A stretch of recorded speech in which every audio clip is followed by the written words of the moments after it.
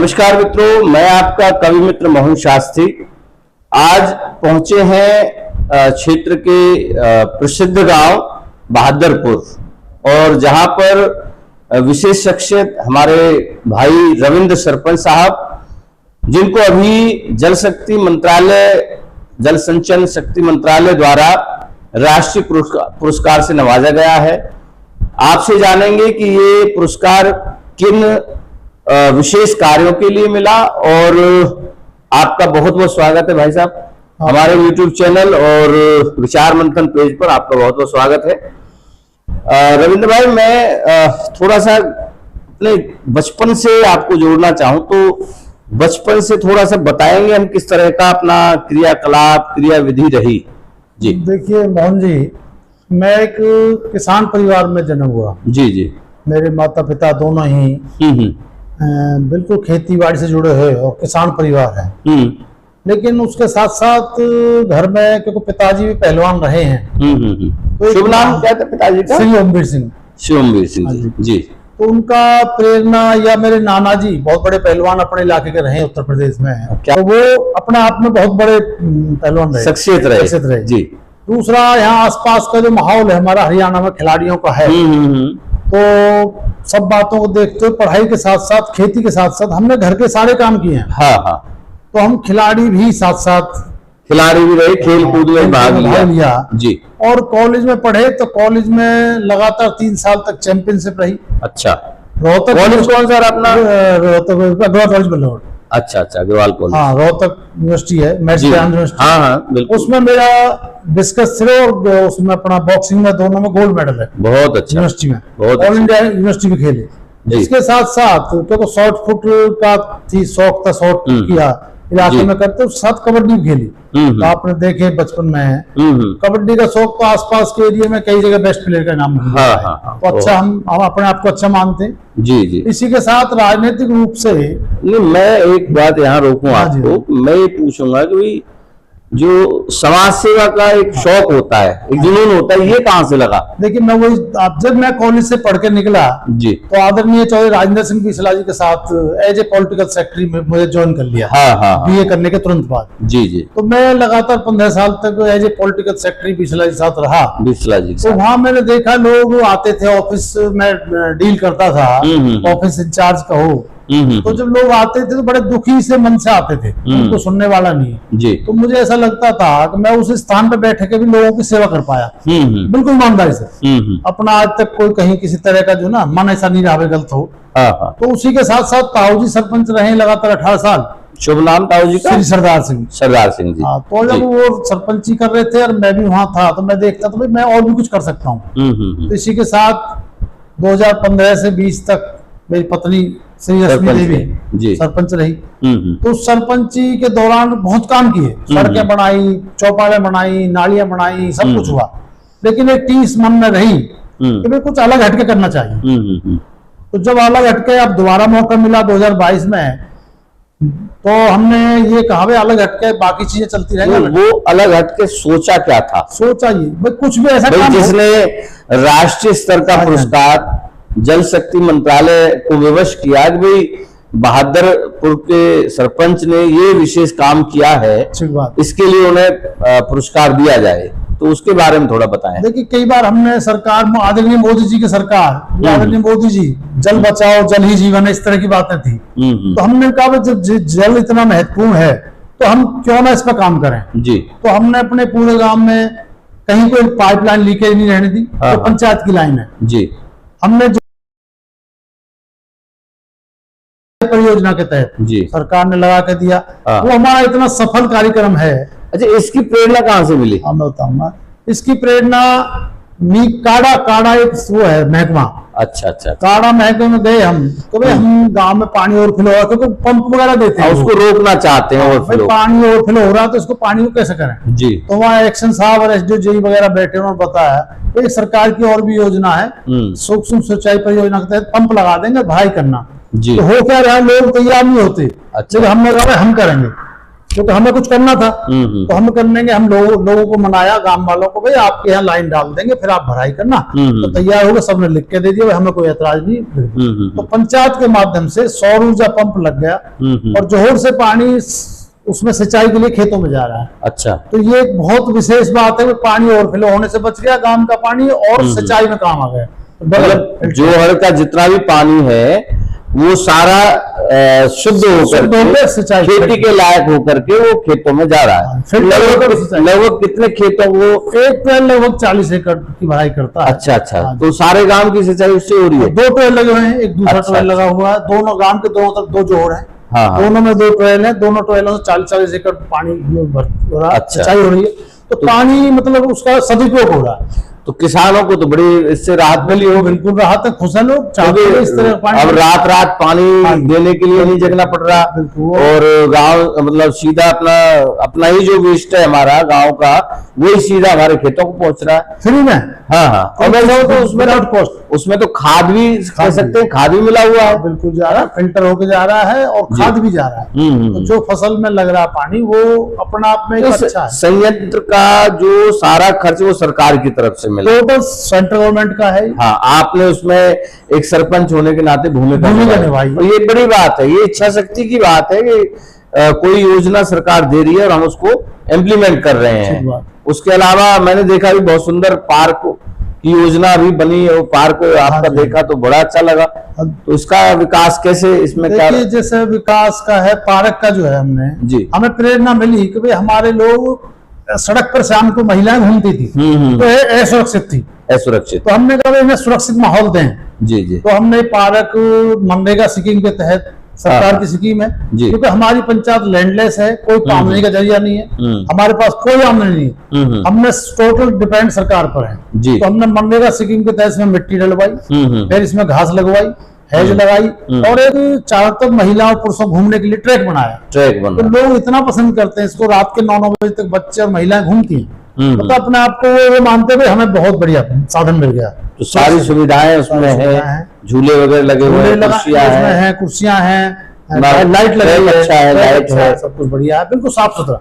तो और आगे क्या अपना अभी भी मन में रहता भी ये काम और करना है? देखिए मोहन जी, ये 2 काम हैं जो अलग हटके हैं। जी जी। अभी हमें जब दिल्ली गए जी, तो आदरणीय मोदी जी ने एक नया टास्क दिया। उन्होंने सारे देश की जो 100 पंचायतें आई। अच्छा, दिल्ली जाने का बताओ पहले, क्या क्या वहाँ विशेष, जो मित्रों में बताना चाहूंगा, भाई साहब ने जैसा बताया कि वहाँ विशेष अतिथि सत्कार और वो सब बातें हुई, तो मैं आपके मुंह से पूछना चाहता हूँ। देखिए, जैसे शुरुआत सारे देश से 100 पंचायतें चुनी गई। बाकायदा इंडिपेंडेंट जो सोर्सेज थे या उनकी जो एजेंसियां थी, उन्होंने सर्वे किया वे कहाँ से कौन कहाँ क्या कर रहा है धरातल पर। तो उन्होंने हमारा नाम जब दिल्ली से आया तो हमें बड़ा अच्छा लगा, हमारा भी नाम चुन लिया गया। तो बाकायदा इंक्वायरी हुई गृह मंत्रालय से, सरकार से, सबसे। उसके बाद हमें स्पेशल अतिथि के रूप में, विशेष अतिथि के रूप में लाल किले पर बुलाया गया। 15 अगस्त का झंडा आदरणीय मोदी जी ने जब झंडा फहराया तो हम बिल्कुल नजदीक से उस चीज के पहली बार हमें सामने थे, देखने को मिला। ये बड़ी बात है। और हमारी जो व्यवस्था थी सारी सरकार के द्वारा, हम हरियाणा भवन में ठहराए 4 दिन। अच्छा, अलग कमरा रुकता, खाना खर्चा सब सरकार का था। तो फील आ रही है? अच्छा लगा। देखिए, नहीं मतलब विशेष तो गर्व भी होता है कि देश का मुखिया इस तरह से हमें सम्मानित कर रहा है, तो कहीं ना कहीं गर्व भी होता है और कुछ करने का जुनून पैदा होता है। पहली बार जब दिल्ली बुलाई तो पंचायतों में तो सारे देश सरपंच इकट्ठा मिलते थे, तो सभी बड़ा खुश थे। तो किसी मोदी, किसी प्रधानमंत्री ने पहली बार ऐसा किया। दूसरा, जब दिल्ली हम गए तो सारी सुविधाएं मिली।